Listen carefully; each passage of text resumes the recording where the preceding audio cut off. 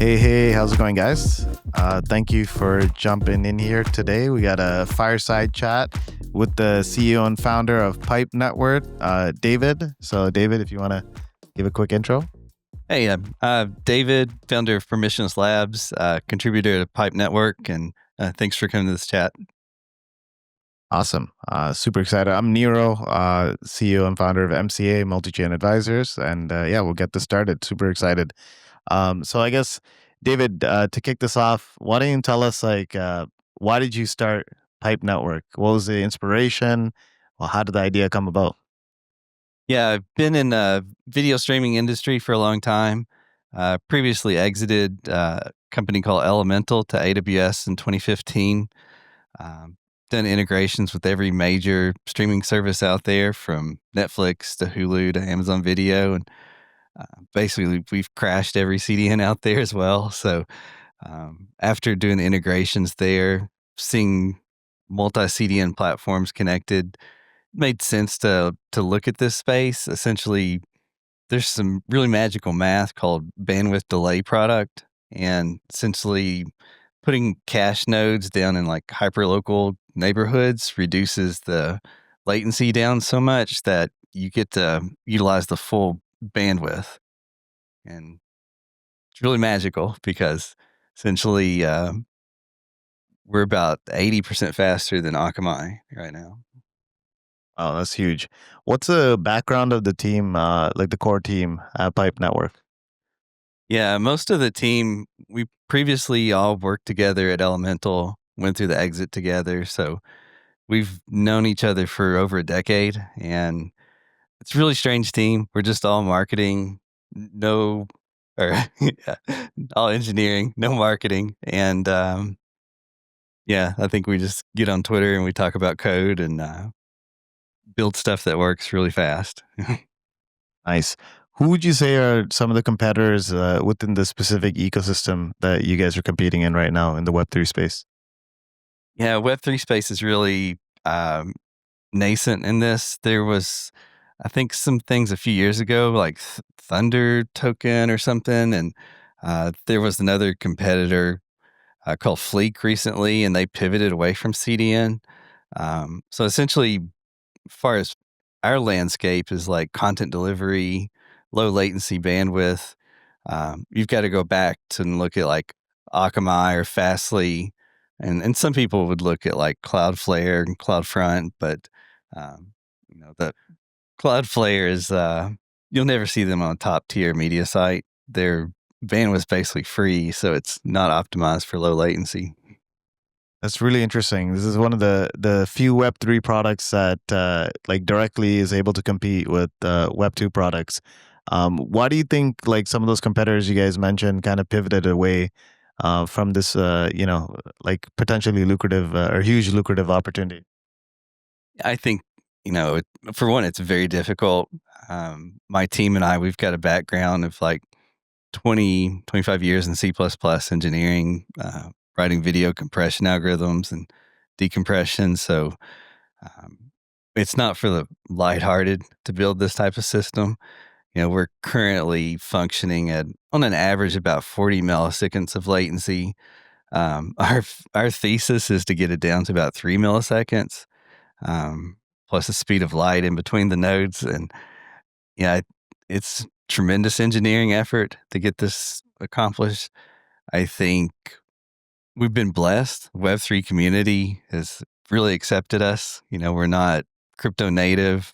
Most of the team doesn't even really like blockchain. It's still unpalatable to most of them, but it's amazing. We've got over 200,000 nodes running today, covering continents very saturated, like India, Europe, most of Asia. US needs to pick it up. We're only like fourth coverage there. It's been very laggard compared to the rest of the world. That's interesting. Why do you think there's such a lag in the U.S.? Is it because of you think regulations, or curious to hear that? Yeah, I think we'll fill those gaps with like geographic bounties over time. So I'm not very concerned in the short or midterm.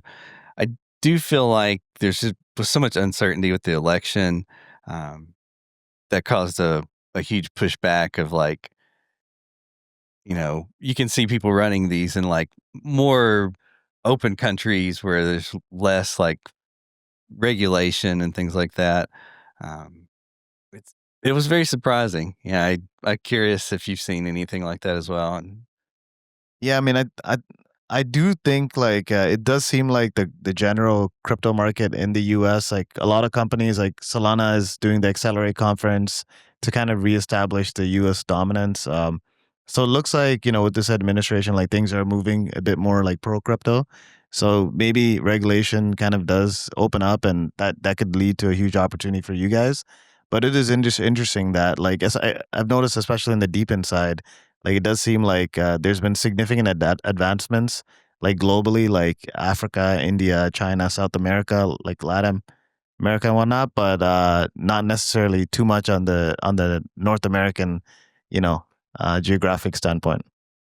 yeah, I think we've looked at every option possible to not use blockchain, and in the end, it was just the optimal methodology for coordinating and paying out these nodes. Like trying to do 200,000 ACH transfers a week would be absurd, and um, even just rally this many people. It's a really great coordination mechanism. Yeah, 100%. I mean, even even just doing like international payroll, just blockchain just can like solve that in like a second. So huge opportunity there. What would you say is like the TAM, like the total addressable market for Pipe Network, with decentralized CDNs?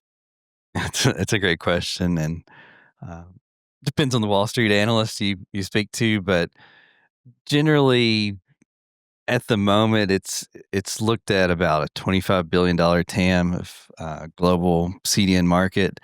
Um, Basically, any media property with more than a few hundred users is behind a CDN. If you use any developer tools, even like Versal or any of those, you immediately get wrapped in a CDN. So most users have no clue they're using it. So on a day, 3 to 4 billion users are utilizing CDNs. Primarily, the routing decisions are based on who has the lowest latency, who has the files cached. So we're super excited because it's a no bureaucracy. You just plug it in, you perform the measurement, and we get the traffic routed to us because we're the lowest latency. Yeah, that's crazy. 3 to 4 billion. That's 50% of the entire global population using, CDNs daily.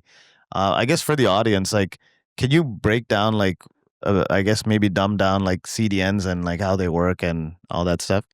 Yeah, absolutely. So um, CDNs basically allow like Netflix and YouTube and large media companies to expand and service millions of customers. They also shorten the distance of latency by shortening the speed of light. If you look at like an AWS data center, hyperscaler, it's about 350 miles away from the user. And if you look at Cloudflare, CloudFront, they're more in like what's called a metro location. So they're still on average about 100, 150 miles from the user. We've been running these nodes, we call it hyperlocal or hyperscale edge fleets, and they're basically in the neighborhoods with the users. So within like 20 to 50 miles, and sometimes we're seeing like single millisecond latency. It's phenomenal. Yeah.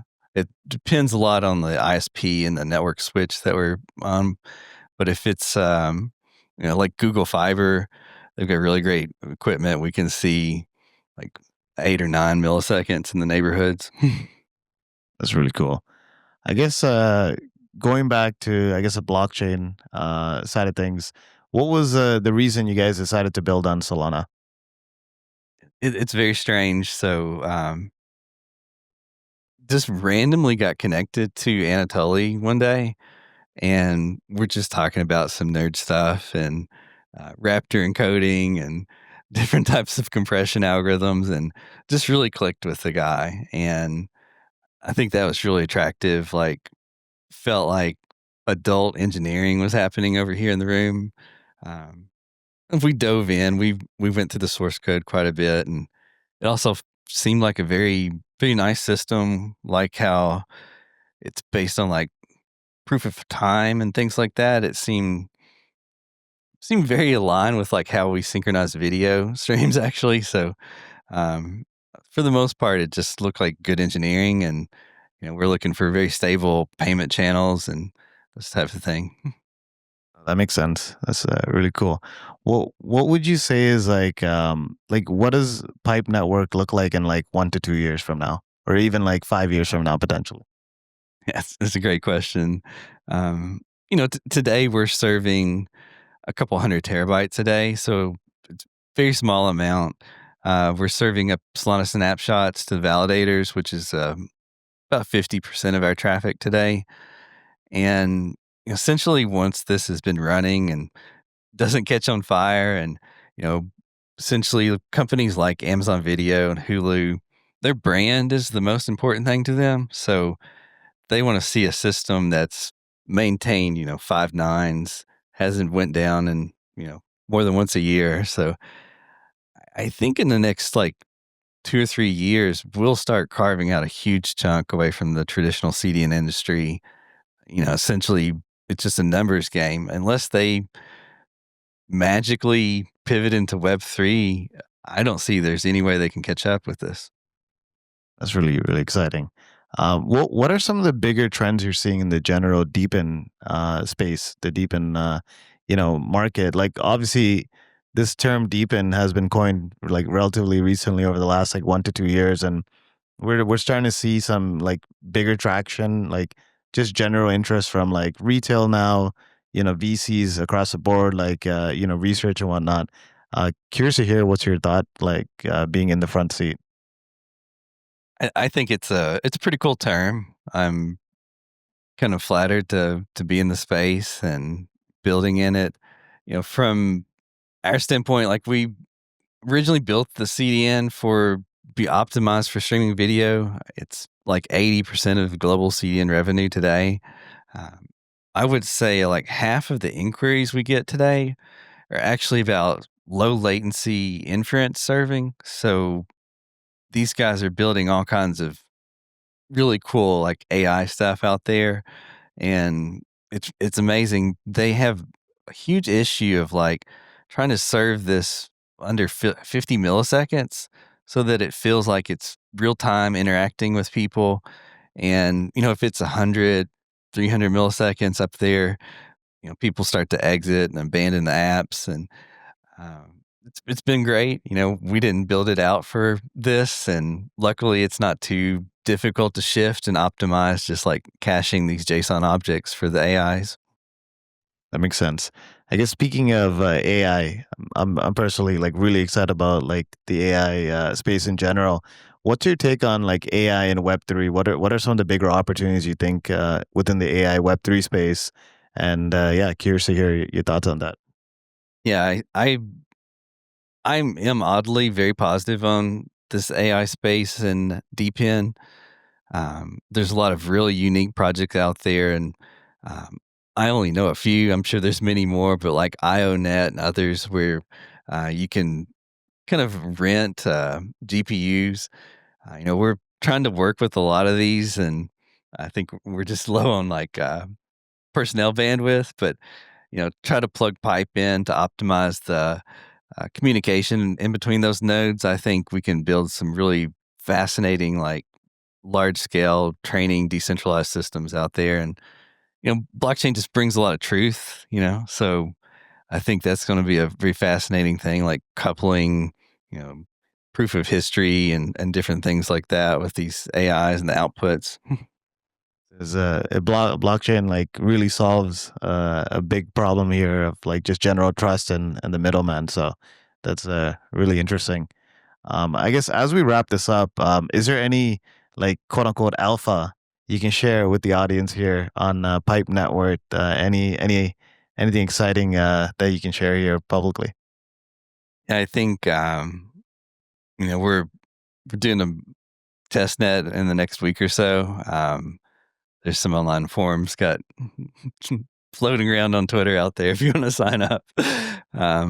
We're going to launch it probably or start announcing it tomorrow. But yeah, it'd be great if people jump in and run nodes for this. We're really excited. Awesome. So that's the alpha, folks.